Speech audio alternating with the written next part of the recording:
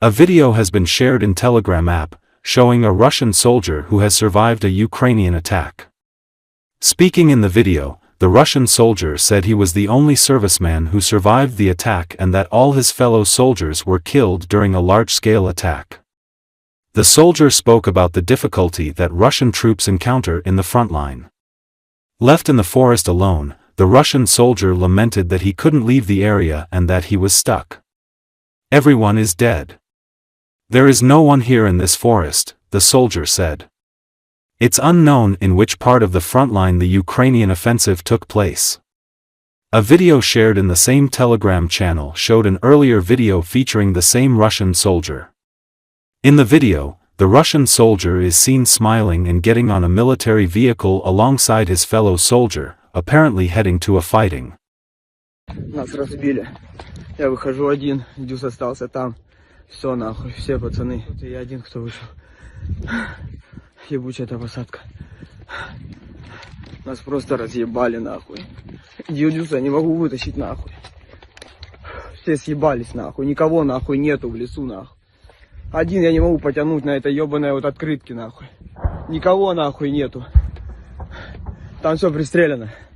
АГС, минометы. Пизда. Дай Господь мне выжить.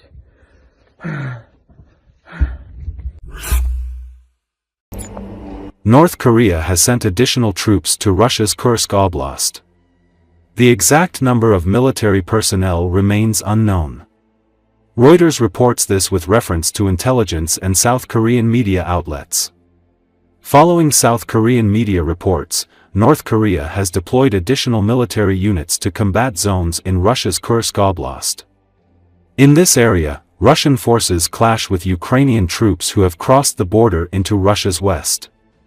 The South Korean newspaper Jongang, citing multiple sources, reported that North Korea sent up to 3,000 military personnel to Russia between January and February 2025. The transfer of troops was conducted using Russian cargo ships and military aircraft.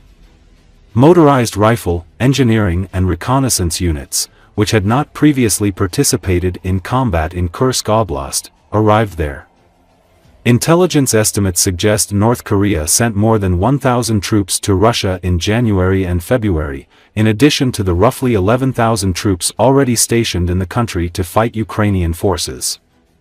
At the same time, South Korean intelligence did not report whether these additional troops were transferred to the Kursk region of Russia. North Korean soldiers are highly disciplined and well-trained, but observers say they've become easy targets for drone and artillery attacks on Russian-Ukraine battlefields due to their lack of combat experience and unfamiliarity with the terrain. In January, it is said about 300 North Korean soldiers had died and another 2,700 had been injured. President Zelensky earlier put the number of killed or wounded North Koreans at 4,000, though U.S. estimates were lower at around 1,200. North Korea is expected to receive economic and other assistance from Russia as well.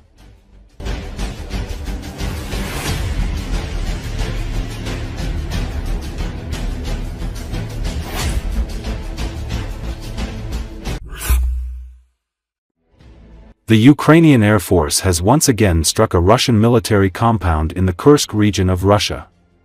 Ukrainian Telegram channels reported this. A MiG-29 fighter jet struck a house where Russian military personnel were gathered in the border area with the Bryansk region of Russia with a French-made AASM-250 Hammer aerial bomb, which is known for its accuracy.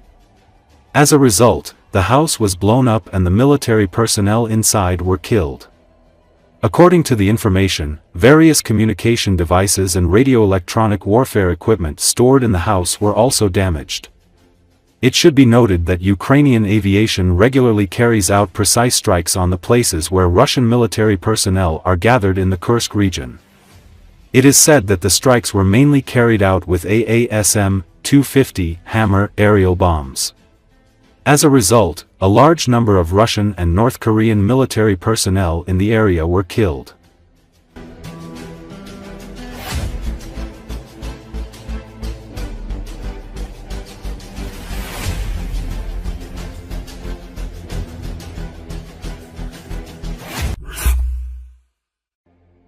Diplomats from Russia and the United States will meet in Istanbul on Thursday to discuss the operation of their respective embassies in Moscow and Washington, the Russian presidential spokesman said. According to Associated Press, today's meeting of Russian and U.S. diplomats at the expert level is aimed at developing the understanding that was reached during the telephone conversation between the two presidents and the agreements that were reached in Riyadh, said Kremlin spokesman Dmitry Peskov. Asked about possible cooperation between Russia and the U.S. in the Arctic, he said that it's too early to discuss any economic cooperation, though there is interest of companies indeed. There is a voiced position of the United States, first the settlement, then the economy. Everything needs to be resolved in stages, Peskov said at a conference call with reporters. Of course, there is a lot of information in the media right now, where much of that is desired is passed off as reality, he added. Asked to comment on U.S. President Donald Trump's tariff threats to the EU, Peskov said that while it won't have a direct impact on Russia, Moscow does not like to see many global trade wars. One way or another this will negatively affect all countries of the world, he said. The meeting follows Russia-US talks in Saudi Arabia last week that marked an extraordinary shift in U.S. foreign policy under President Donald Trump and a clear departure from U.S.-led efforts to isolate Russia over its war in Ukraine. At the talks, Moscow and Washington agreed to start working toward ending the war and improving their diplomatic and economic ties. That includes restoring the staffing at embassies, which in recent years were hit hard by mutual expulsions of large numbers of diplomats and other restrictions. Сейчас действительно на экспертном уровне сегодня встреча в Стамбуле, работают наши дипломаты в развитии того понимания, которое было достигнуто в ходе телефонного разговора двух президентов, и тех договоренностей, которые были достигнуты в Рияде между делегациями высокого уровня. Вот. Пока, наверное, не нужно забегать вперед. Информация по результатам переговоров так или иначе будет предоставлена.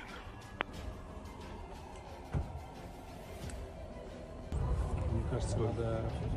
Не, я снимаю фрукты.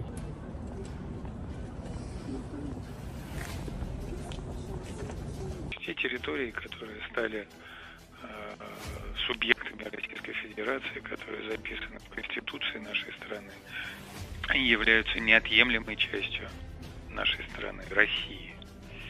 Вот. Это абсолютно неоспоримый факт и необсуждаемый факт.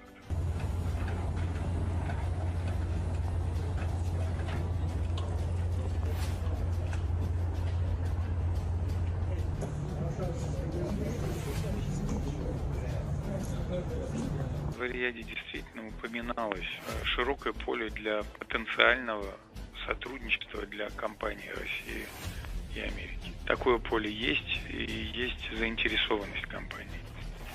Но предметно пока никаких разговоров на этот счет нет. Есть позиция США, озвученная сначала урегулирование, потом экономика. Все нужно решать поэтапно. И, наверное, надо набраться терпения. А, конечно, в сообщениях в СМИ сейчас очень много информации, где многое желаемое выдается за действительность.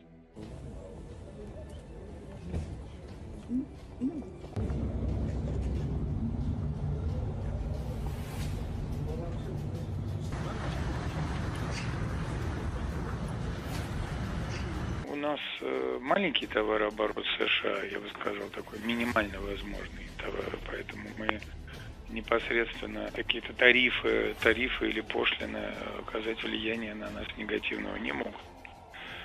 Но, безусловно, мы не хотели бы видеть в мире много торговых войн, потому что так или иначе это негативно